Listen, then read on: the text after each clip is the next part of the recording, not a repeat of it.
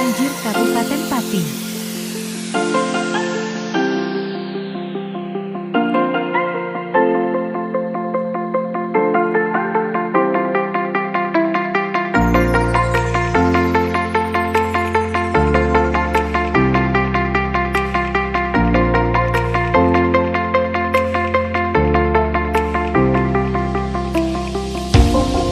Assalamualaikum warahmatullahi wabarakatuh. Perkenalkan, saya Dia Sri Lestari, NIM A6101900006 dari Prodi Pendidikan Geografi angkatan 2019.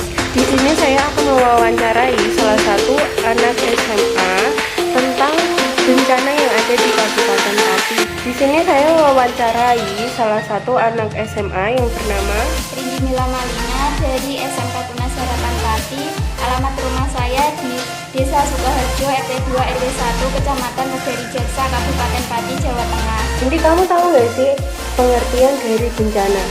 Nggak tahu. Nah, di sini saya akan menjelaskan bahwa bencana itu merupakan suatu peristiwa yang mengancam dan mengganggu kehidupan masyarakat, baik yang disebabkan oleh faktor alam maupun non-alam, faktor fisik dan faktor manusia itu sendiri, sehingga bencana tersebut dapat mengakibatkan rusaknya harta benda, korban jiwa, dan fasilitas umum, dan juga berdampak dari psikologi seseorang.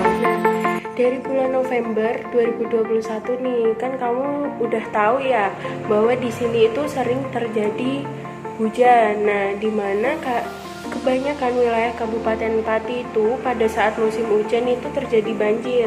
Nah, aku mau tanya nih sama kamu, di mana sih banjir-banjir yang terjadi di wilayah Kabupaten Pati?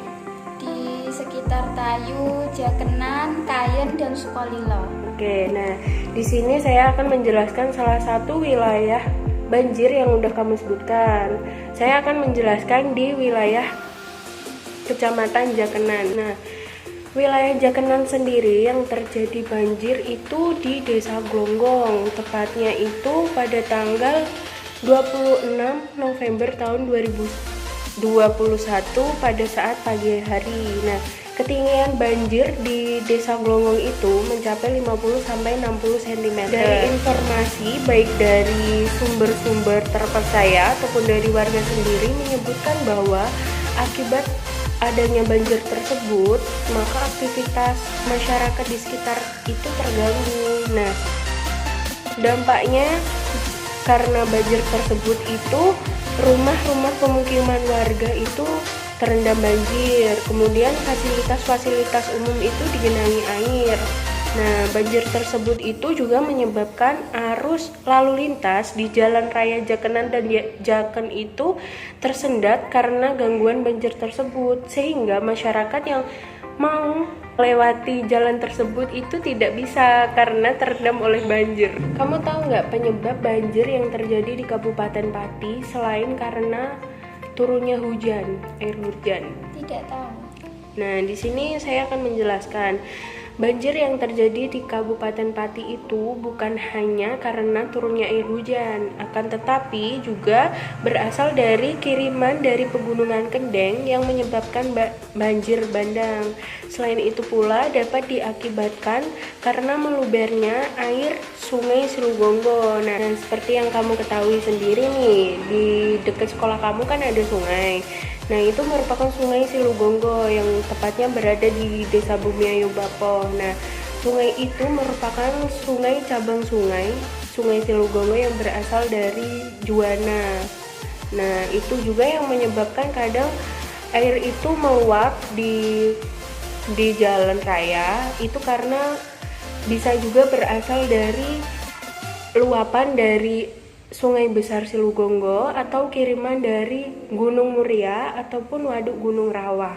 Nah, kamu kan rumahnya di Sukoharjo nih. Gimana sih apabila nanti di desa kamu tuh, di Desa Sukoharjo itu terjadi banjir?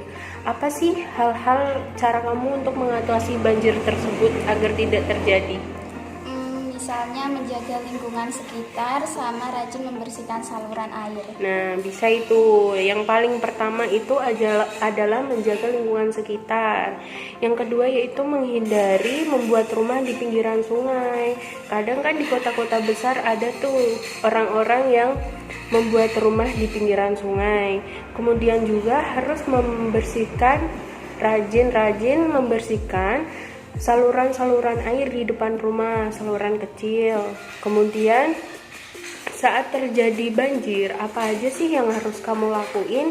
Misalnya harus mengamankan barang-barang berharga, seperti kamu yang masih sekolah harus mengamankan ijazah, kemudian mengamankan kartu keluarga, akta kelahiran, dan masih banyak-banyak yang lainnya. Kemudian juga mengamankan barang elektronik seperti TV, kipas, setrika, dan yang macam-macam. Kemudian juga harus mematikan saluran listrik agar tidak terkena air, karena apabila saluran listrik itu terkena air bisa menyebabkan bahaya. Nah, yang selanjutnya yaitu membuat tanggul penahan air. Apabila tanggul sungai jebol, kita juga harus membuat tanggul air baik dari apapun itu. Kemudian yang terakhir itu membuat pondasi rumah yang tinggi dan kokoh agar apabila daerah kamu terjadi banjir, air itu tidak akan masuk ke dalam rumah. Nah, dari yang udah aku jelasin nih, kamu udah ada yang kurang paham apa udah paham semua? Sudah paham semua. Oke. Nah, begitulah wawancara saya dengan Rindi. Kurang lebihnya mohon maaf. Wassalamualaikum warahmatullahi wabarakatuh.